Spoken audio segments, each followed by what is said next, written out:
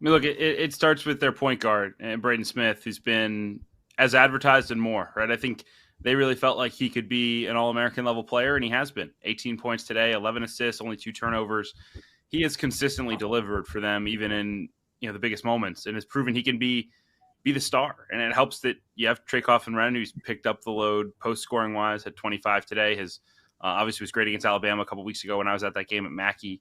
Look, I think this team looks like what Matt Painter was starting to try to build after FDU, right? He talked about wanting to get more athletic, wanting to get faster. That's what they are now, right? It's Colvin and Heidi now running the wings, and Colvin had a career day today, even before the buzzer beater. Like they're an interesting team and a tough team to deal with because they're more athletic than Purdue has been in the past. They have elite point guard play. They have shooting everywhere, and they've got a big that you can still throw it to on the block and go get a bucket and Trey Coffin-Renn. Like this is a dangerous group. They have their limitations. I think they're going to struggle with interior defense. Really got torched overall defensively today, partially by a hot shooting night by Ole Miss. But I think all things considered, for Purdue to be in this place with losing an all-time great college basketball player says everything about the program Matt Painter's built. Yeah, they were trailing by double digits there in the second half, was Purdue, and they obviously turned the water off and Ole Miss. Yeah, well, just to ask you, CJ, to kind of expound on what Kevin said. I mean, Matt Painter is certainly one of the more polar, or at least he was. There was a time when he was polarizing. I don't know if that time still exists now based on what he's done, but to what Kevin said, has Matt sort of removed himself from any sort of conversations regarding doubt about his ability to do this job at a high level?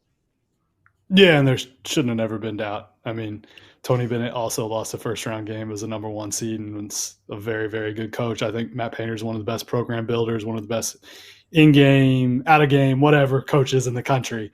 He is awesome at what his job and what he does. And that win today I thought was really, really impressive because they played great first half, and then Ole Miss comes out that second half, and those dudes could not miss. I mean, they were getting some good looks, but they were just on fire from three. I think they hit maybe their first 4 threes of the second half.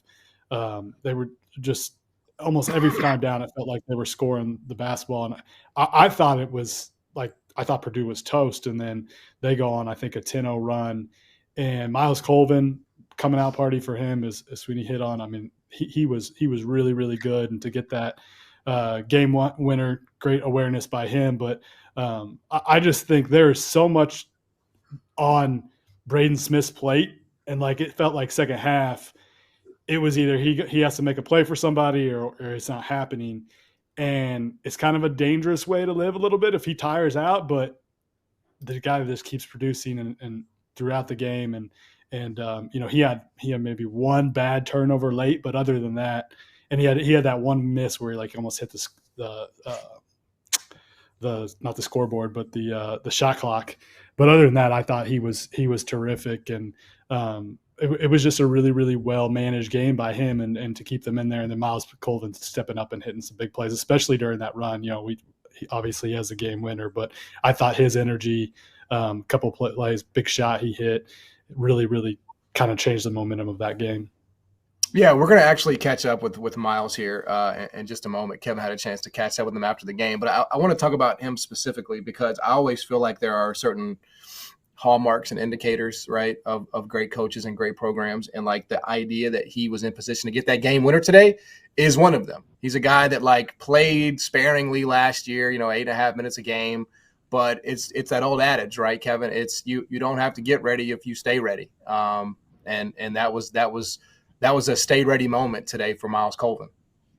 Well, I think it's as much as anything, it's year 2 in the system and him understanding now like what is the standard at Purdue.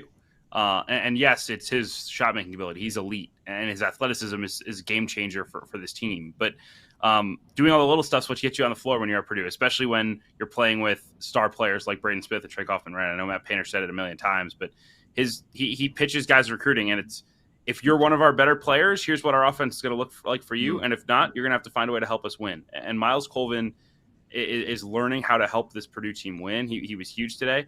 Look, I think the other thing I'd mention is they've really had to change how they play even from the start of the year, because they were starting Daniel Jacobson, the freshman, 7'4", playing Coffin-Renn at the 4 still. They've now had to embrace really with no other choice, playing small ball. And that means Colvin and Cam Heide having to step up both as just rotation players, but also as rebounders. And Myles Colvin comes in with the biggest rebound of the game, wins them a basketball game today. Matt Painter is going to absolutely love that from his sophomore wing. Yeah, CJ, any thoughts on just sort of, the improv in some ways that Matt Painter is having to kind of operate on here?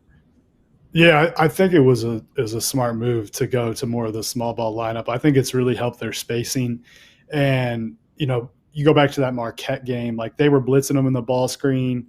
I felt like that really gave them problems. And, Braden Smith was so used to going against the drop coverage last year because of Zach Edey that, he's seeing some different coverages now because Edey's not out there. And I thought he did a really nice job hitting the short roll today to Kaufman Wren. He's doing a better job in that spot to being able to spray it out, and he's getting more comfortable where he's having to handle the ball a little bit further out from the basket. And it's just really, really helped their spacing and giving them more of a more options out of the pick and roll, which is really important because they're just going to do that over and over and over again. Because like I said, they're going to put the ball in Braden Smith's hands and let him create because they don't really have other creators out there.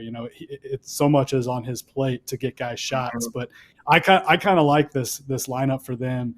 And that they've gone away from, okay, we might not have two bigs to play 35, 40 minutes out there. We need to adjust. And I mean, Cam Heide's a big freaking dude. I mean, that guy's built like a linebacker. Plenty of teams have gotten away playing small at the high major level. And I think it was the right move for Matt Painter. And, they probably don't win if they're trying to play traditional today.